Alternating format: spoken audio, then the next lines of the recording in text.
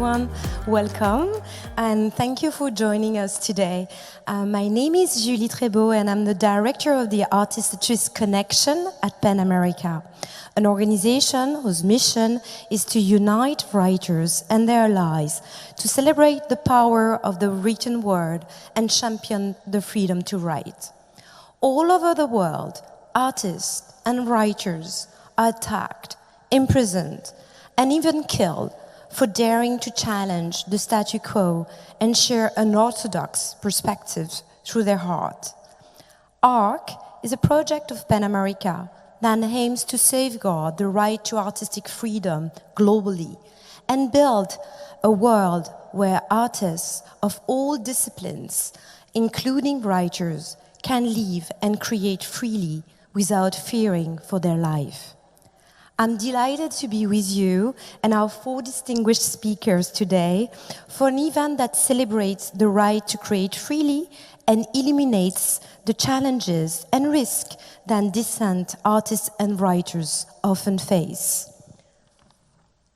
As a result of such a risk, we have seen that many artists and writers from a variety of disciplines and backgrounds have had to make a difficult decision to go into exile.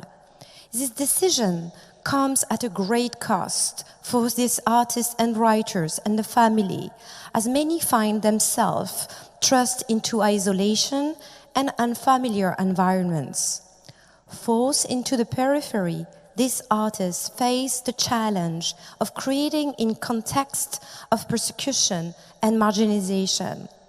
As such, the costs to these artists are not only material, social, or mental, but also lie in learning to create from the margin, wielding their creativity and self-expression against the overwhelming discrimination and intimidation they face. With this in mind, we are thrilled to be back with you live and in person after 2 years of virtual programming for the Pen of All Voices Festival. We are very proud to present over 30 events featuring more than 80 writers spanning 4 days of celebration, dialogue, and cultural exchange. This is our 18th Pen World Voices Festival, and since 2005, the festival has stayed true to its original mission to celebrate the power of storytelling and literature in translation and to convene voices from around the world, traversing borders, languages, and cultures. Over the last 2 years, many of us have turned to books, and as we wrestle with uncertainty and flux, we have also turned to literature to help recon with the past, bring new understanding that to what divided us in the present, and to imagine new futures. For those who are not new to PEN America, we are a member organization. So we have members in the US, in every state, chapter cities across the country, from Detroit to Tulsa, from Birmingham to Miami, and we welcome all of you to help bring our mission to life. There is a membership table downstairs. I really join and will very welcome you as a PEN members. We have a professional membership and also readers membership. So please check out the table and see my colleague. I would like also to thank our sponsor for this event, the Andy Rowe Foundation for the Visual Arts, also our bookstore partner, World Up Community Bookstore. And also would like to give a really, really warm thanks to the member of the 2022 Curatorial Committee, Clarice Rosa Charis, Eloisa Muesca, John Freeman, Deviani Salzman, and Louis Steinman. Now, I am especially pleased to introduce today's event, Dispatches from the Margin, Writers in Exile, and welcome Sanaa Seif, Achiro P, Jewher Ilham, and Amy Goodman for an illuminating conversation on the persecution of free expression and the written word. The discussion will shine light on the experiences of writers at risk globally, the challenges they face, and the unique insights that creating from the margin brings. It's also my pleasure to introduce our moderator for this event, Amy Goodman. Amy is an extremely talented and award-winning journalist, executive producer, and many more. Amy is the host of Democracy Now! and is the co-author of 6 New York Times bestsellers and co-writes a weekly column that is syndicated by Kind's Features. So without further ado, I would like to bring Amy and our speaker, Achiro, Sanaa. Jewher, please join me on stage. And thank you very much for being here and your support.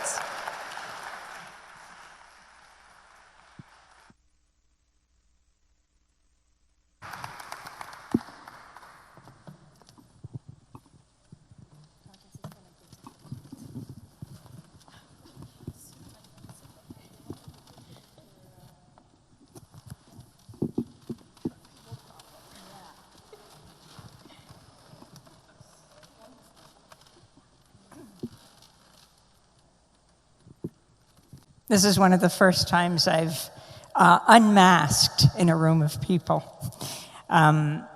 It is such an honor to be here today with these 3 remarkably brave women, creatives, filmmakers, writers. To hear what they have gone through and to hear from you as well in conversation with them. Writers in exile, voices from the margins. I think of that very much as the kind of voices that we broadcast on Democracy Now! And today we're going to start off by hearing a kind of nutshell of the journeys of each of these 3 women, and then have a joint conversation. We're going to start with Jewher Ilham. She's been here for 10 years, but never planned to be. It was her father who was invited to teach at Indiana University. But when they went to the airport in Beijing, he was arrested. She has accomplished so much since she's come here and remains in exile.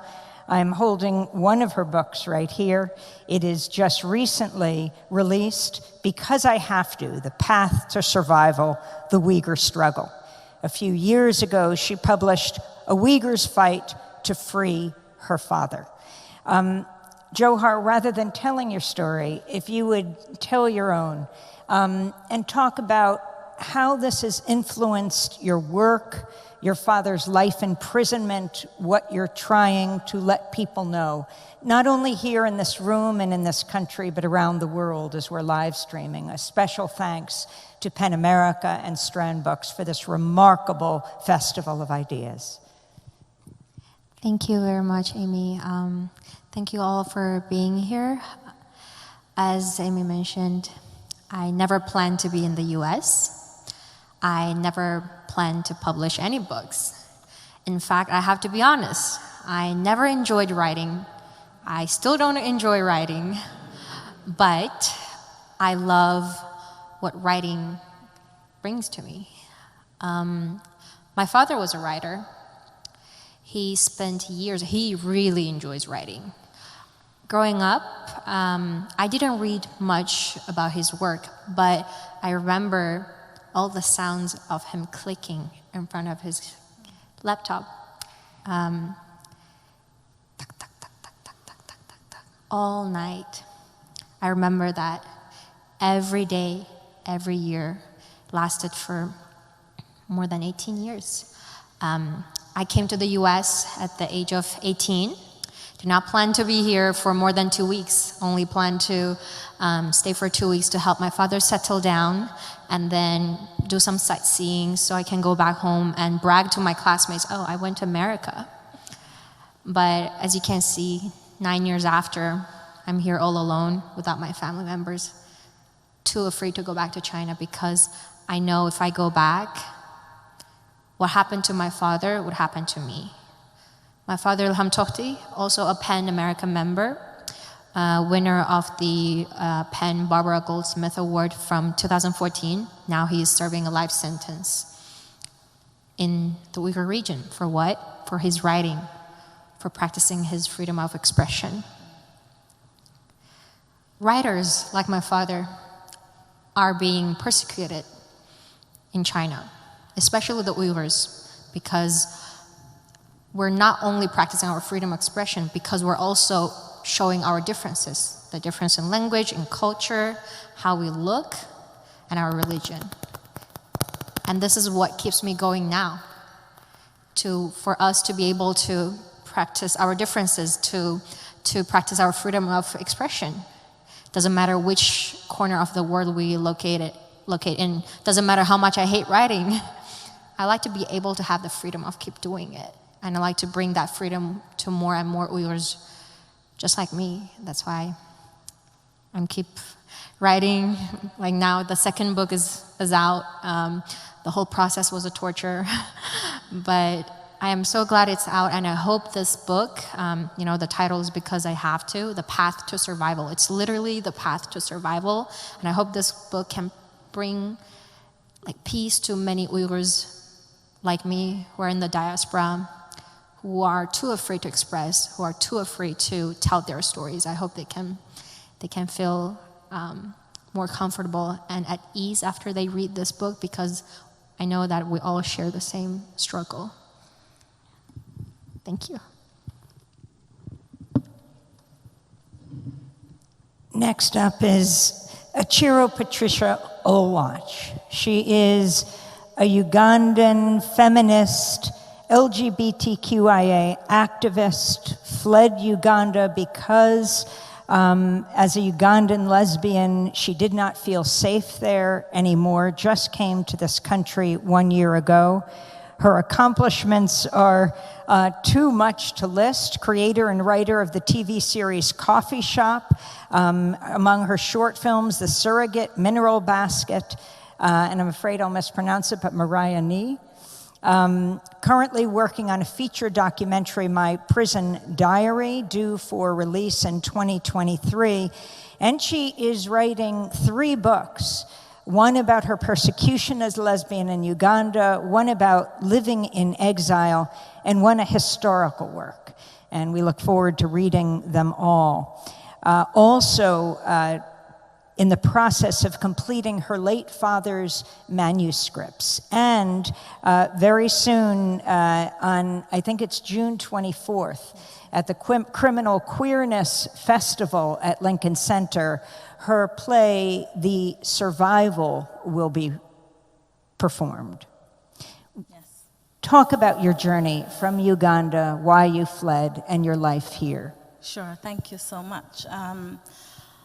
I guess it will begin from the very end of what you said, the survival play. The first time I conceived it in 2016, it was actually called The Surrogate at the time.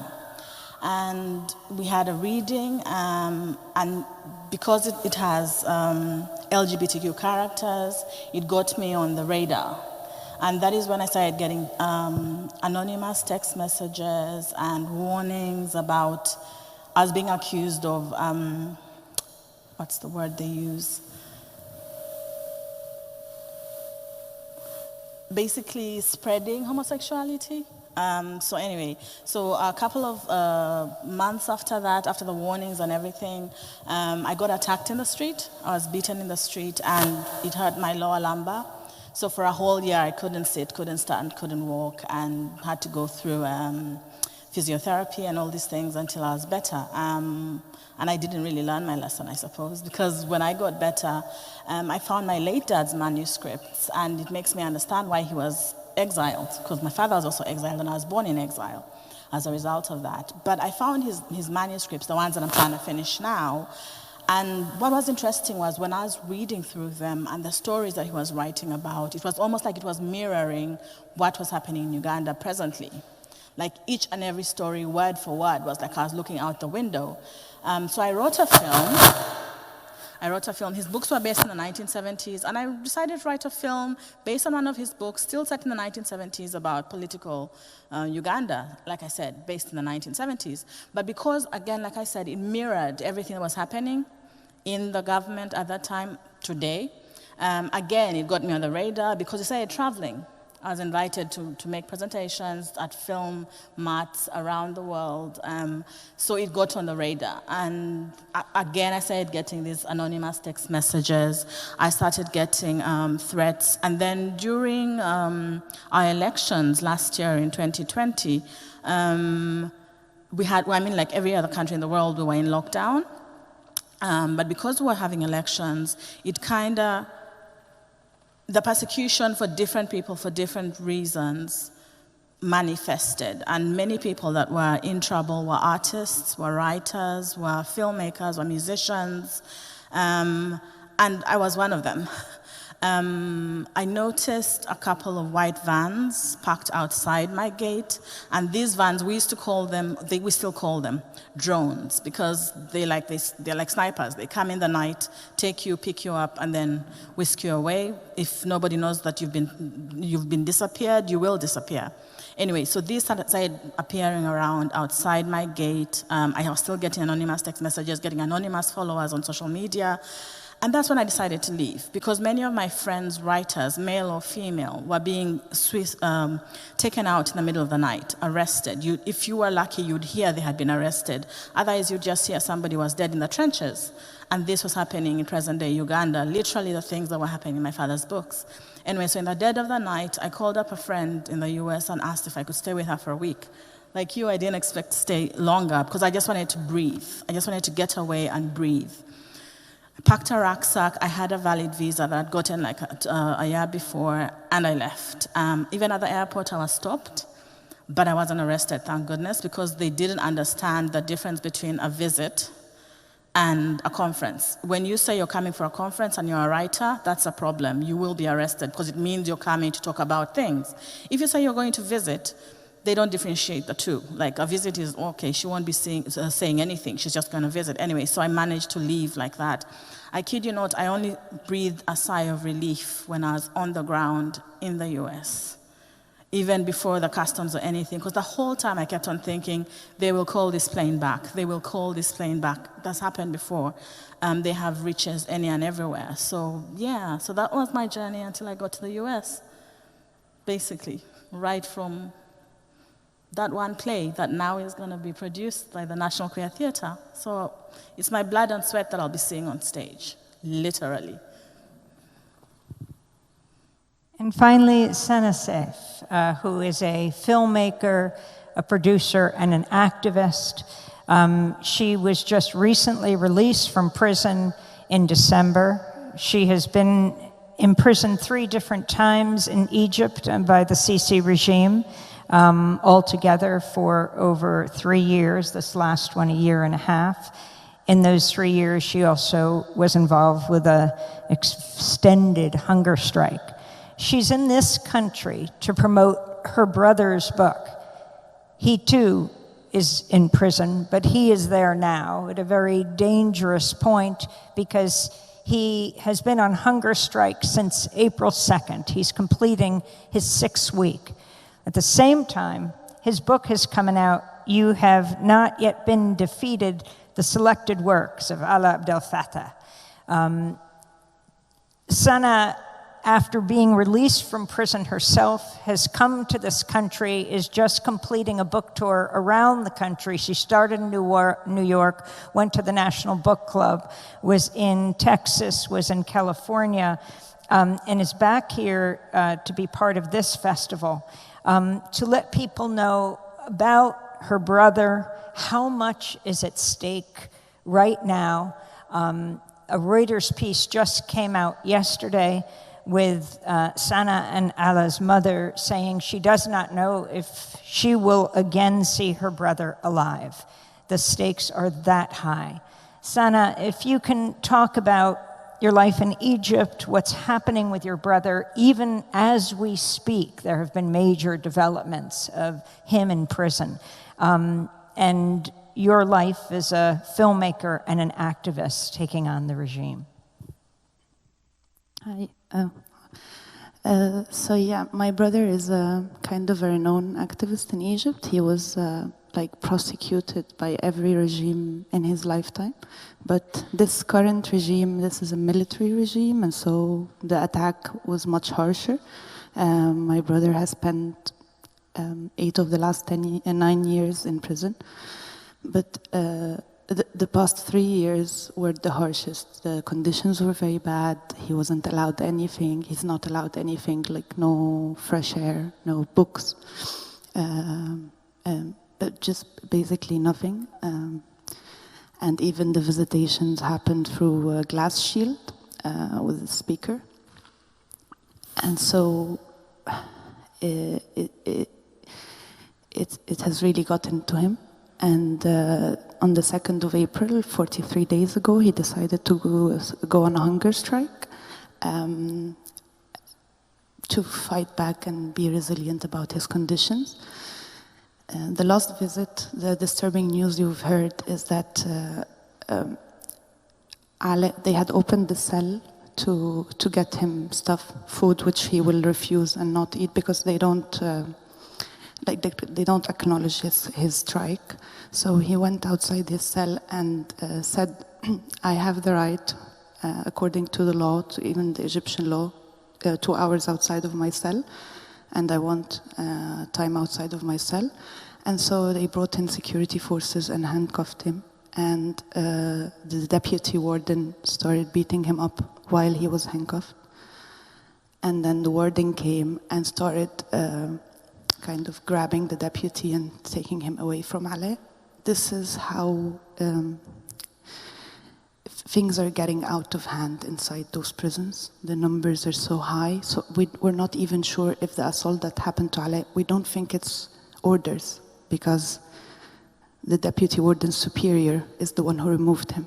But we are afraid for his life. He's weak, he's on hunger strike, and things are getting out of control in these incarceration facilities. Yeah.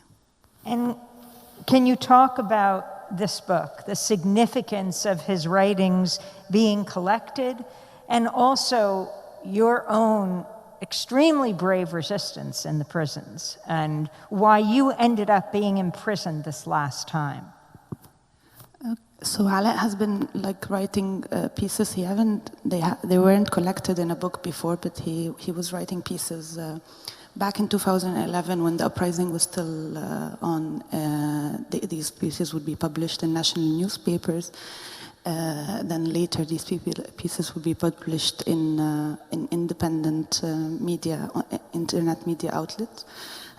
So a bunch of supporters decided to collect his writings, translate it to English, and make it available for the English reader. The first publication of this book was a British publication. It came out when I was in prison, so I wasn't involved in the process, but I was really happy that someone decided to make this initiative. And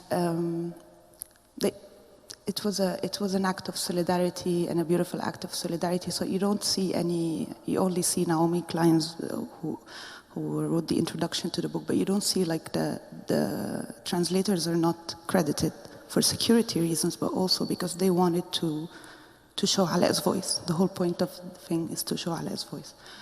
So yeah, this book means a lot to us personally, because it was the way it happened. The process of it was a great act of solidarity. All of the pieces, most of the pieces that are in the book were leaked from inside prisons from 2011 till 2021.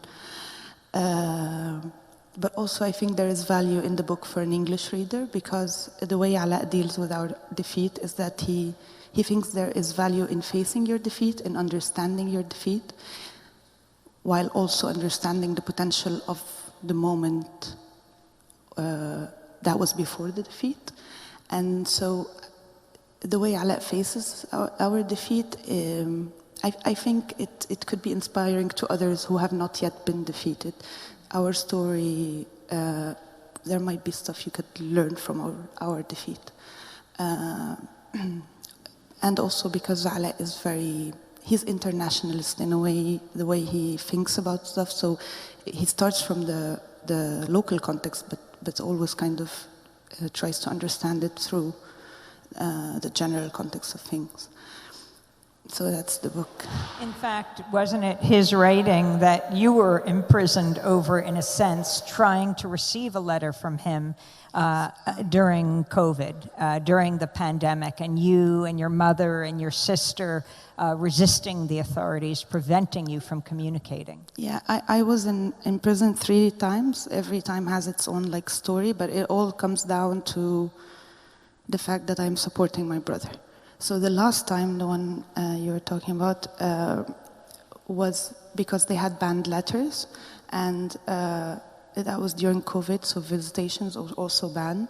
And the only way we could know news of Ali, and we could know even if he was alive or not, was through letters. And so we complained and everything, and nobody cared. And so we decided to sit in front of the prison gate and not leave, me and my mother and my sister, until we get a letter. And they had hired thugs who came and attacked us and beat us up and forcibly remove us from in front of the prison gate. And so the next day we went to the public prosecutor's office to put this on record, and I was supposed to enter the prosecutor was supposed to see my wounds and my bruises. And at the gate of the public prosecutor office, a white van, just like the one you described, was waiting for me, and they said that we have an old arrest warrant for you, and I was arrested, and I was taken to something called state security, which is like an emergency prosecution, state security prosecution. It's an emergency prosecution that is supposed to look into terrorist cases. And I was charged of terrorism, but that didn't go to court, but I was also charged of spreading fake news. The fake news are the stuff I used to write about, what we hear about the prison conditions.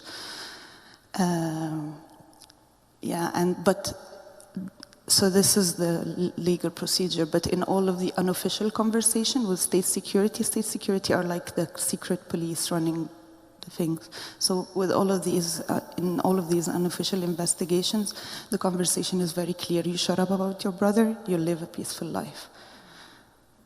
So I just want you to prepare if you want to ask a question or make a comment. The microphone is there. Please keep your mask on as you ask your question, and you can line up there as we continue this conversation. Jewher, I was wondering if you could give us more political background about what China's attitude is to the Uyghurs and why your father was imprisoned for life. So first of all, for people who are not very familiar with Uyghur people, the Uyghurs are a Turkic ethnic speaking group. Majority of them are Sunni Muslims living in west side of China. The Chinese government called the Uyghur region as Xinjiang Uyghur Autonomous Region, but the Uyghurs in the diaspora don't really, I was just explaining this term Xinjiang. In Chinese, it means new territory.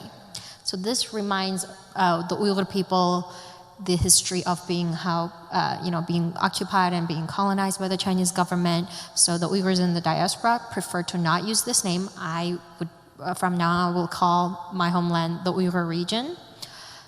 And for the past few years, the Chinese government has been implementing repressive policies in the Uyghur region. Before my father's arrest, which was 2014, the Chinese government already started discriminating the Uyghurs because of religious practices, because of the ethnic differences. The Chinese government, for instance, in the Uyghur region, if you wear a headscarf, that is not allowed. If for children to learn Uyghur language in kindergarten, that is not allowed. If you have a beard, that is not allowed. If you pray in public, that is not allowed. And now what is even worse is that the holy month Ramadan just passed a couple of weeks ago. During the month of Ramadan, the Muslims would fast, would not drink alcohol. Well, you're not supposed to drink alcohol as a Muslim anyways, but during Ramadan, people try to be, extra disciplined. And you cannot eat pork, you cannot do anything that is negative or that is harmful. But during the month of Ramadan, especially this year, there were videos that were leaked from the Uyghur region where hundreds of Uyghurs gathered in front of the mosque during Ramadan, during the daylight time where you're supposed to fast, but were drinking alcohol and eating pork at the mosque. If you don't do that, you are going to be locked up, either going to be sent to a prison, which is a place where my father went, or you go to a concentration camp, or a re-education camp, or a vocational training school. They're all different facilities. They have different functions, but they have the same use, which is to indoctrinate the Uyghurs and assimilate the Uyghurs, just make them like rest of China, to synthesize the Uyghur population to become more like Han Chinese, and to basically make us all think the same, act the same, and worship the Chinese government. The only God that is allowed to be worshipped in the Uyghur region is the Communist Party and the president of China. So before my father was arrested, he already noticed the signs, all kinds of repressive policies were already, there was a sign of repressive policies that were taking place in the Uyghur region. He pointed those out. He pointed out the discrimination on job markets, where Uyghurs are not given jobs even though they receive higher education, just because of their ethnic identity. Women are no longer allowed to wear hijabs. Men can no longer have their beards. My father was pointing those out. And there were incidents of violences and riots happened in the Uyghur region. My father said, in order to prevent such things happen, you need to fix the issue from the roots. The Chinese government has been allowing or even promoting such discriminations and repressive, brutal policies in the Uyghur region, and that is triggering lots of negative things to happen in the Uyghur region. And my father pointing those out, he was speaking the truth. He also created a website called uygurbiz.com, which provides a platform for people to exchange their thoughts. Anyone can post articles, write, comment, and share on this website. And as you may know, social media platforms like Twitter, Facebook, Instagram are banned in China. China is one of the only four countries in the world that ban those social media platforms. And searching engines like Google is also banned in China. So what does that mean? That means people don't have their way of having access to true information, because all the information they have is censored. And it has only one voice, the Chinese government's voice. The only information you have access to is what the Chinese government want you to have access to. And that is not healthy, no matter for the Uyghurs or for Han Chinese. And my father wanted to create a platform, provide a platform for people to freely exchange their ideas, to really learn what is happening. Because my father believed only with mutual understanding, then there will be no hate. How were you able to communicate with him? I haven't heard a word of him since 2017. He was arrested in 2014 and he was sentenced to life. And according to Chinese government's own law, prisoners are allowed to be visited at least every month by their family members and whoever want to visit them. But for my family's case, we were only allowed to visit him every 3 months. Now, only direct family members were allowed to visit him. And after the second appeal, the lawyers were not allowed to visit him either. And the lawyers who represented my father was also arrested multiple times for representing my father. And since 2017, even that 3-month visiting rights are taken away. So since 2017, we don't know how he's doing. We don't know his current health condition. We don't know if he has been transferred to another prison, to a camp, to a factory, or if he's even alive. We don't know. And what is the Chinese government saying about him now, and what specifically was he convicted of to put him in life in prison? The Chinese government claims my father, the government says my father is a separatist, someone who advocates for violence, someone who advocates for extremism. And all of these accusations are completely false, and I would say ridiculous. The reason that my father's arrest triggered such an outrage, not only internationally, but also inside China, was because my father he was known for his moderate voice, and all he was trying to do was to promote peaceful dialogue. He was the person who didn't want discrimination, who didn't want violence, no matter if it's from the Uyghur side or the Chinese government side. All he wanted was peace and for mutual understanding. He wanted to create a bridge. The Chinese government broke the bridge to pieces. Achiro, if you can tell us about the play that is about to be performed at the Criminal Queerness Festival at Lincoln Center, The Survivor, and also how the Ugandan community at large responds to your work, and is the attitude of the people of Uganda the same as the government's criminalization of LGBTQ community? Or would you say there is a big gulf, that there's more acceptance in the general community? To begin with, a friend of mine asked me sometime, and she asked if the government changed, if the president was replaced, would I be able to go back home? And I remember telling her it's not about the person in government, it's about the laws. And these laws were written during the colonial times, and it's still the same laws that are running the country, literally. So the anti-homosexual law is just being refined as the governments go on. The reason I bring this up is when you ask, do the people think the same way as the government? Yes, and it's enforced more because it's written in stone. So when somebody says, and the law says, then even the populace follows it without even knowing whether the law is correct or it's not. So no, they are not on the LGBTQ side. And if anything, because personally, I was outed by one of my relatives, and the threat that she had was, we'll report you to the authorities. And this is somebody who, before she found out I was a lesbian, we were cool. There was not a problem, but as soon as she found out, suddenly there's a problem. And also because the law criminalizes anybody who knows and doesn't report it, everybody seems to think they are also in danger. So there's that cradling between, are they reporting you because they really don't accept you as a person, or are they reporting you because of the law?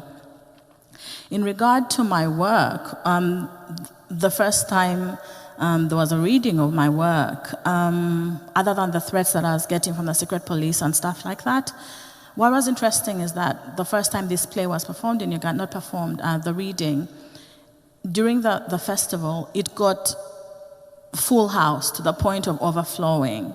And it's not because, oh my God, it was such an exceptional play. I mean, I'd love to think it was, but it's because of the subject matter and because it had been advertised on social media. So the room was divided in half. There were the pro-gay people who came to make sure that I wasn't saying anything against them, but also there was, I think the majority were the anti-gay, to see that I wasn't saying anything to promote homosexuality. So, and they're always there. And immediately, that is what now, immediately they start like literally coming up to you and they say, so this is what you're about, so this is what you're about. But at the same time, I also noticed concerning my work, when you ask about how it's seen, nobody sees it. The right word to be would be like, they pretend they don't acknowledge it, I'd put it that way. More recently, when I wrote another film, a short film, and actually even the first film, because I turned The Surrogate, that same play, into a short film. And when I cast it, nobody would act in it. And it's not because they don't respect me as a writer or as a director or a filmmaker, and they would tell me to my face, we just cannot act because we do not want to be associated with this film. And so many people said no. I took it to my village and cast people who had never acted before, translated it into my local language, and that's how The Surrogate came out. Now, it's only after The Surrogate, the film, started winning awards out of Uganda, that then it made waves in Uganda, and then, okay, so now it makes sense, and it's not promoting homosexuality, it's just a film that somehow has a character or two in it. So that is kind of when I started getting a little bit of recognition and the kind of films that I make. But again, actors aren't very willing to act in a play or a film. Even the play, that first time during the reading, one of the actors actually said, I'm only remaining to do the reading because I respect you and I respect Asimwe, who was the person who was the curator of the festival. Otherwise, if I had known, because we'd done blind auditions, if I'd known the play I was auditioning for, I wouldn't have acted in it. So there's that. Even within the artist community, and artists are supposed to be very liberal, no, that is a taboo subject. So no, nobody really wants to be involved in it, or then you're labeled, oh, that is the LGBTQ person. Is the next film or the next play going to be about this? Should we be in, should we not? Otherwise, you get people, camera people, who do not want to work with you as a result. Because, I don't know, again, are they afraid of the law, or are they just distancing themselves from you? That is an answer that is anybody's game. Like, I can't tell the difference. But the law still exists, and it's because of the past. That's actually why I wrote that book, one of the books that I was writing, Sex or Slave, set in the 1940s, because I want to address the fact that these laws were written and they're still carrying forth. Basically, and the same colonialists that wrote this law, they carried on. They crashed it in their own countries, but it's still being carried on in the colonial countries. So, yeah. And if you can talk about your decision to come out in Uganda, given how high the stakes are. Oh, it wasn't a decision. I was outed. I'd done a documentary, one of my latest documentaries, where I was just talking. It was a film that was not meant to come out into the public. It was literally something that I was working on with an organization in Ghana and in China, and it was just supposed to stay within the queer community, and that was actually the contracts that I was getting from the few queer people that accepted to be in that documentary, where we were talking about, it's titled In Plain Sight, basically just talking about, oh, we're here and we're here to stay, and basically we have our lives and we live normal lives. It's not like, there's nothing to fear. We are normal people that live in normal lives. And so that was what the documentary was about. So my cousin found it as she borrowed a hard drive that the film was on it, and that is how she found out, and that is how she outed me. But otherwise, no, it wasn't a decision. I don't think I was that brave to come out by myself, so. Again, I want people to come up and feel free to participate in this conversation. Sanaa, if you can talk about your hunger strike and then your brother's hunger strike as a particular act of resistance. Why did you do it at the time you did? How did it change you? And then talk about what Ala is going through now, what he told you. I was very touched to hear right before you were released in December and then came here, your brother can only see someone once a month, so for 20 minutes each time. And the last 3 family visits, the family gave to you, so you could see him before you came here. So you got an hour over 3 20-minute visits over 3 months. Yeah, I was out on December and I was going to travel in March, so we decided to hijack all of the visits. So in prison you have no control over anything in your environment. The only thing you have control over is your own body. And so therefore, it's a moment of empowerment and agency when you realize that I can do something with this body.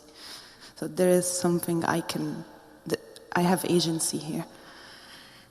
So that's basically how people decide to go on strike, is that, but you have to be really fed up with the situation you're in, because it's a long process. It's not a momentary decision like going to a protest or standing up for a moment. It's a long process, it's a commitment, and it's very painful and slow. The kind of strike I did, I went on strike for 72 days back in 2014 when I was first arrested. And But the kind of strike I did is the same that Ala did. We learned it from the Palestinians. It's water and salt. The salt is for salt or salt solution. The salt is for elevating blood pressure and therefore maintains you alive. But then your body has to rely on itself for energy. And so at first the body starts to burn extra calories, but when it's done with extra calories, it starts to break muscles. And when it's done with muscles, it starts to basically self-destruct. When I ended my strike, I was in the muscle phase, I think, or right at the end of it. As it progresses, it's very painful, but also your consciousness becomes very vivid. You look awake and alive, but you're not really. It takes a lot of energy to just focus or to just open your eyes or just be aware of your surroundings. And so it's a very emotional process. From what I hear from my mother's last visit, I think Ala is entering the second phase. And so he's entering the dangerous one. And I'm worried because he's in different circumstances. When I went on strike, they moved me to a hospital. They would test my blood pressure and my sugar level twice a day. They would do some random tests. They would send to the prosecutor 2 reports per day. Ale is in a dark cell. He doesn't have anything. They don't acknowledge his strike, so they're not testing him. So he could, and they seem to be willing to also assault him. So I don't know. It's much more dangerous for him. And he's entering this dangerous phase. So yeah, this is how the strike feels like. Your brother Ala, you and your sister have just recently gotten British citizenship, which means you have a country fighting for you. And I wanted to ask not only what that means for Ala and if there's been any developments with that and how you got this, but also the difference the U.S. makes in its attitude toward its giving financial and military aid to Egypt. The UN Climate Summit coming up this year will be held at Sharm el-Sheikh. So, no political prisoner was released from prison without the diplomatic efforts or pressure of Western governments. So US and Europe, this is just, and that's not, so that's not just because of charity, that's how these things are run, that's how these relationships are run. The US gives huge amounts of military aid and to Egypt. The prosecutor that prosecuted me, that investigated with me the terrorist charges, had a certificate that had the US flag in the back of his office. This is the kind of relationship our governments have. We recently acquired British citizenship because my mother was born in London. We thought we weren't eligible, but turned out we were. And so we're at a moment of extreme desperation, but also of possibility here, because according to Egyptian law, Egypt can choose to kind of force Ale to renounce his citizenship and deport him to Britain, if Egypt chooses to. But because Ale is a high profile and because they've been building up so much and setting him an example and setting my family an example for others who represent, for anybody who kind of like participated in 2011 uprising or is inspired by it. And so Egypt will not make that same choice on its own. It needs pressure. Britain are taking the case. They're working on it. They don't seem to be doing a pretty good job at it. We don't know details. We're only informed by the embassy that they are working on it. But ever since, so Ale got his citizenship end of December. We only went public about it last month. But they've been negotiating for 4 months now, and Alaa has been assaulted. His sentence was confirmed, and his sentence was, it's an emergency sentence, so it had to be confirmed by the military ruler, which means the president. All of these escalations happened after Britain started their negotiations. So apparently Britain are not, it is a very complicated situation where we need to rally up a lot of solidarity. It's not going to be resolved only through Britain. And so we do need the support of America, and America in particular now has leverage because COP, the UN climate change, the event will happen in Egypt in November, and this will be the first time President Biden meets President Sisi, and President Sisi is very keen on meeting Biden, and it's kind of finally this will be the moment where our relationship between the two regimes will be normalized. And the US administration has talked about the human rights situation in Egypt a couple of times. They have withheld some aid, a very symbolic amount, because they gave a lot of aid. So it hasn't changed the politics. The US hasn't changed its political relationship with Egypt, but in the narrative, at least, the US acknowledges that the human rights situation in Egypt is horrible. And speaking about relationships between the United States and other countries, in Uganda, Achiro, can you talk about the far right in the United States and its support for the anti-LGBTQ laws, using it almost as a model for what's happening here? And again, I'd like to encourage if anyone wants to come up to the microphone to ask a question. In fact, today is a day of mass protest around the United States. Not far from us in an hour at Foley Square, thousands of people, mainly women, will be out protesting for abortion rights. And the bans that are being enacted in state after state are concomitant with another set of bans, like the Don't Say Gay laws that are being passed, all the anti-LGBTQ laws that are being passed. What is the connection between the two? I'd say one word, evangelism. Because in 2009, when I'd say the second, because the first was written in 1940, but the first time that now the whole anti-gay, kill the gays bill came up in Uganda, it was after a series of crusades that had been done by American pastors that had come to Uganda and were rallying up people, were rallying up the Pentecostals. And even after they left, the Pentecostal pastors who had been in these crusades now carried on the same thing. And that is how the anti-gay, the Kill the Gays bill actually started. So for me, that's why I put it the connection, like I say, is literally that one word, the evangelism. They came and they're hiding behind, oh, it's God, and God says this and God says that. And that is how it has really been perpetuated, whereby even now, that is the backbone of the whole law, and that is what everybody carries forth. But it started from people that came from all this way, not started per se, because it was dormant.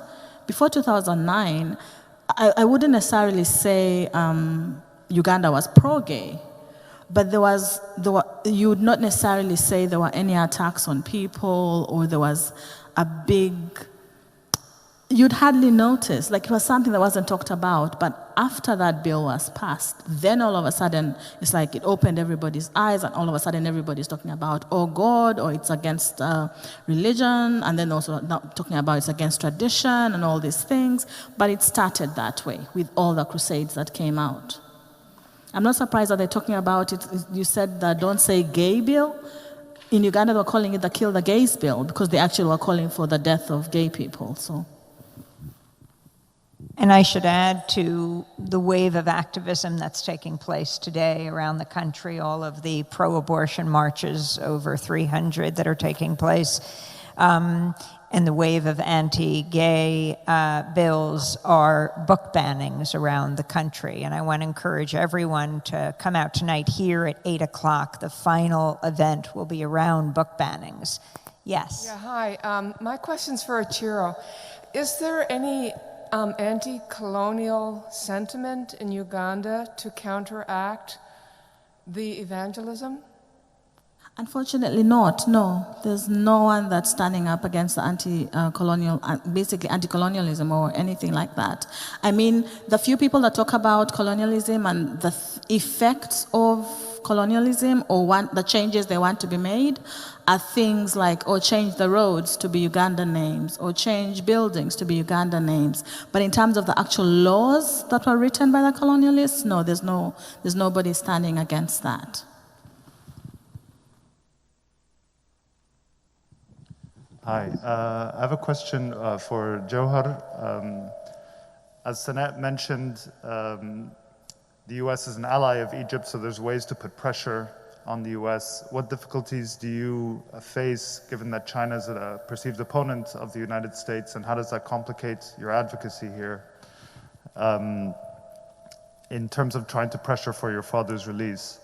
And for Sanaa, there was a period where your brother briefly was out in 2019 for 6 months, but he had to serve probation and had to turn himself into a police station for 12 hours a day. Can you talk about that period of readapting to freedom for a prisoner being in and out of prison? Is your question like, what are the challenges to get US, or do you mean? Yes, so you're here in the US, and like there's opportunities for someone like Sanaa to pressure US officials because they have a relationship with Egypt and fund Egypt, but China's an opponent of the United States, or that's how the governments speak to each other. So how is that advocacy more difficult for you? Okay, thank you for the question. Did you want to answer his question first? So fortunately, for the past 8 years, I have received lots of support from, the U.S. government on my father's case. The U.S. government, whether it's the Trump administration or the Biden administration, has constantly reached out to the Chinese government, to ask for the release of my father, and also from the European Parliament. We also have allies there, have been constantly trying to get my father out. But unfortunately, we only receive support from the West, which is not enough, because my father's case might sound like one single case, but it represents a bigger case, which is my father's arrest hint as a start of the whole repression of over 1 million Uyghur people in the Uyghur region. He was a start of the detention of millions of Uyghurs in the Uyghur region.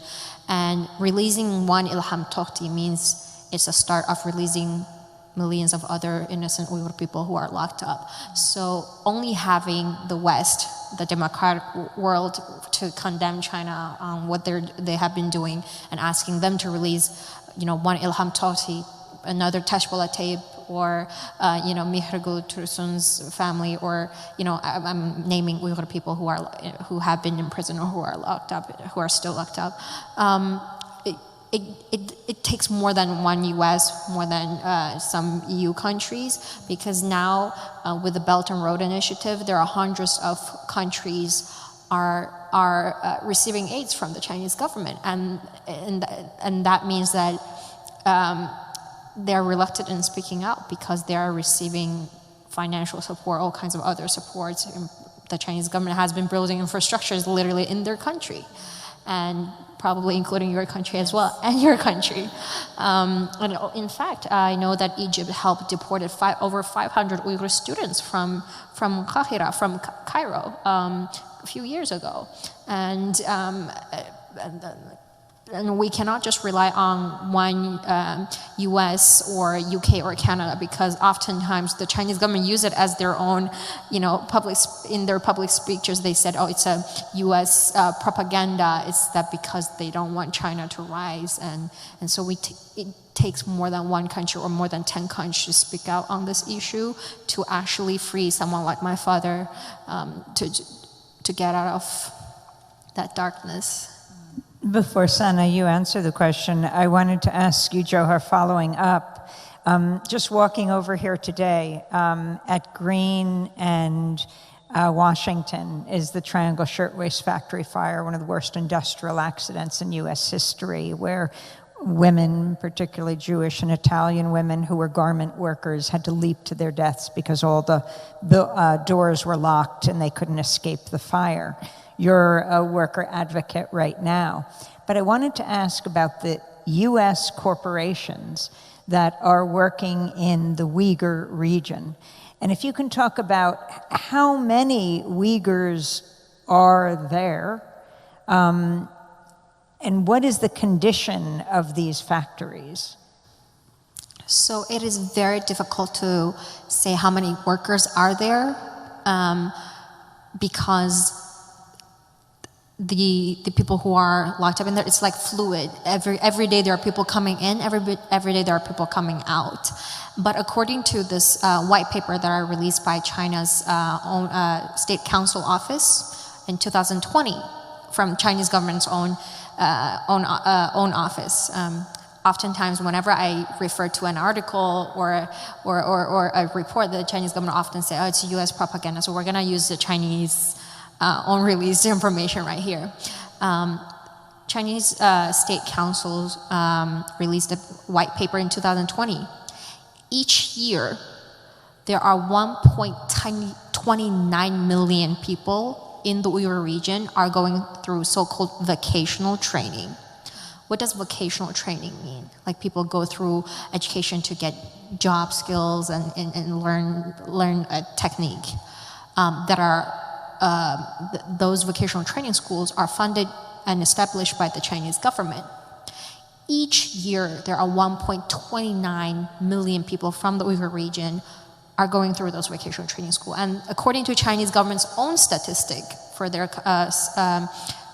for the population of the Uyghur region, of the Uyghur people, there are 12 million Uyghurs in the Uyghur region, according to Chinese government's own data. And that is over 10% of the population are going through vocational training. Doesn't this number sound odd to you?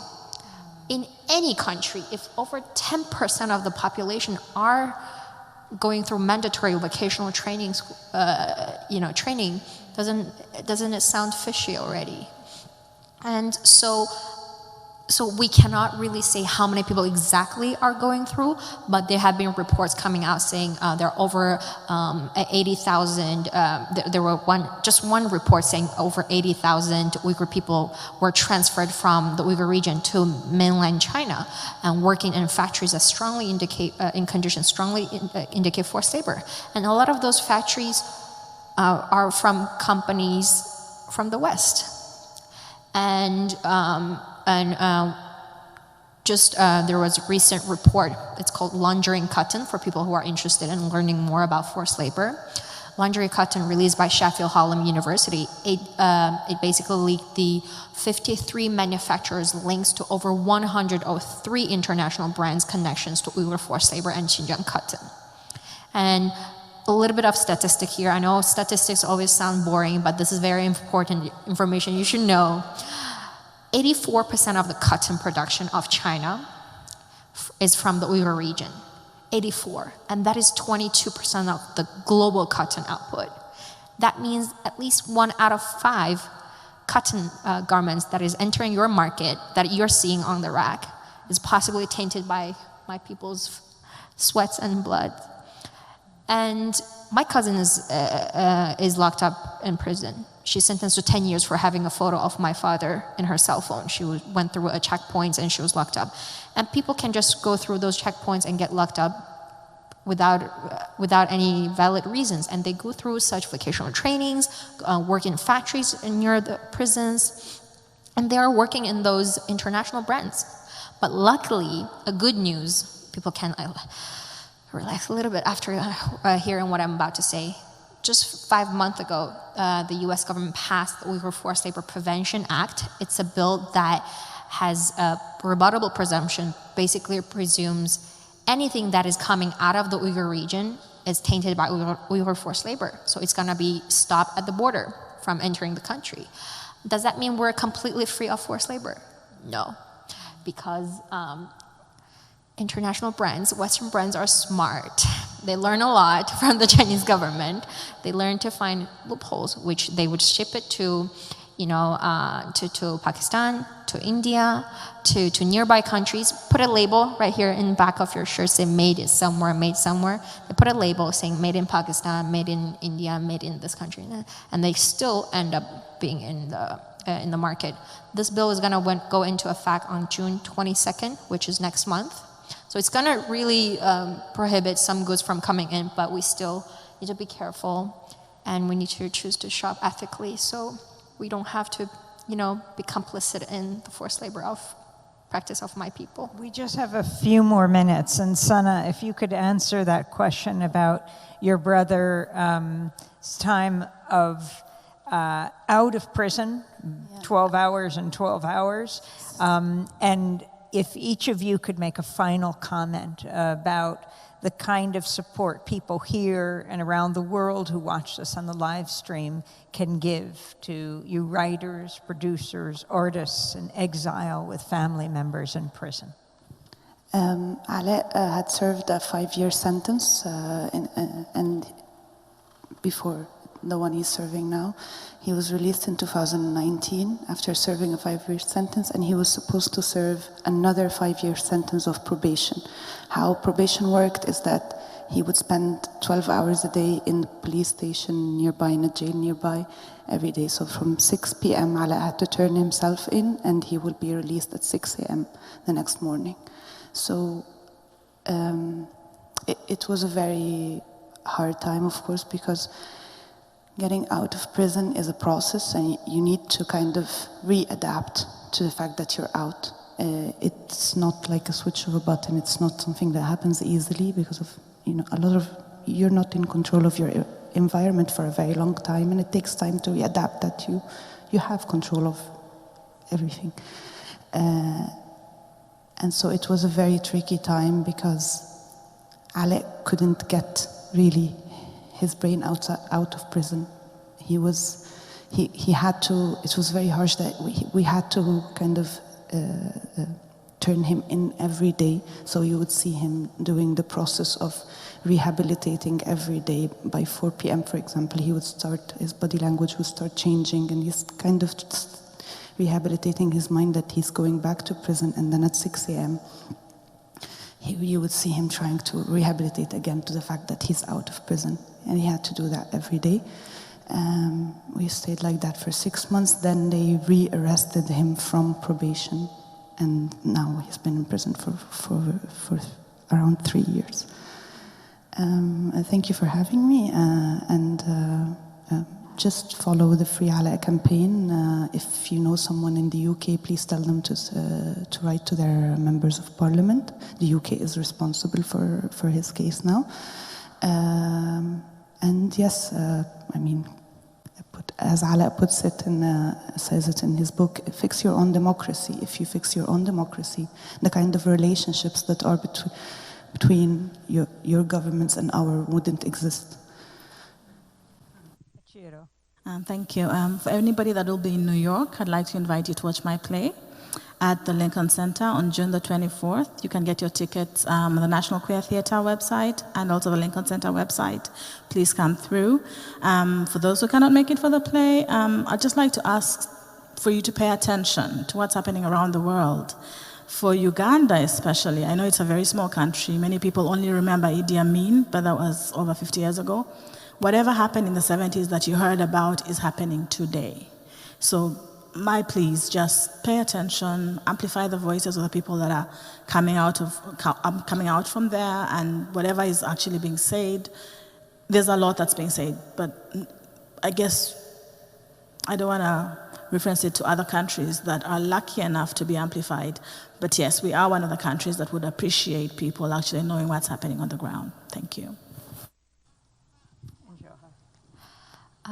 For people who are here today, I'd like to ask you to, if you have Twitter, if you have Instagram, let people pay attention to the Uyghur forced labor issue, because many of our writers, many of our journalists, many of our scholars, professors, they're not reading books, they're not writing articles, they're making garments without getting any payment. If that's what they wanted to do, okay, fine, but that's not very likely what's really happening. So if you can go on your social media platforms, just bring this to people's attention. Let people know how complicit every individual of us are in this without knowingly. So now we just the first step will be bring awareness to this issue. Second step will be action. If we can all use the hashtag end Uyghur forced labor, let people to start searching what are some of the international brands that are complicit in this, in exploiting the Uyghur labor situation. Let's bring that attention to those brands too. And we ourselves, let's start shopping ethically.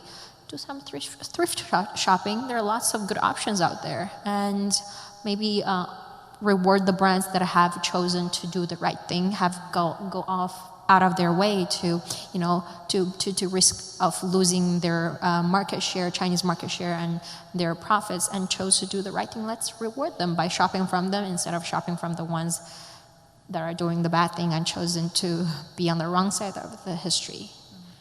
Well, Jewher Ilham's book is Because I Have To, The Path to Survival, The Uyghur Struggle. She'll be signing them at the back. And until Allah is free, Allah Abdel Fattah's book, You Have Not Yet Been Defeated, Selected Works, will be signed by Sanaa, remarkably brave sister of Allah, who also has, of course, her own story to tell. She too will be signing books at the back. And Achiro, you heard on June 24th, The Survival will be her play performed at Lincoln Center. And I hope people can go out for that, COVID willing. I want to thank everyone for coming out here, and I hope for those of you watching on the live stream that you will send this around. These are important voices from the margin that need to be heard. Special thanks to PEN America for this World Voices Festival. What a joy that we can actually be together this year. And to hear more voices from the margins, check out democracynow.org every day. Thank you so much.